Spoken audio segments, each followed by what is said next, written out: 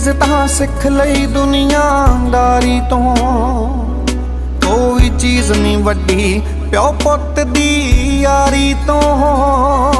रब्बा खोलवी ना खुशियां दा तू बन डाकू, मेरी उम्र तैनू लग जावे जिउंदा रह बापू, मेरी उम्र तैनू लग जावे जिउंदा रह बापू।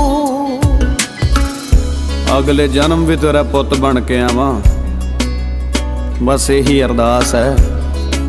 वो लोक जहाजां ते लख चढ़दे होणगे बापू, मेरे लिए तेरे मोढे ही बिजनेस क्लास है, मेरे लिए तेरे मोढे ही बिजनेस क्लास है।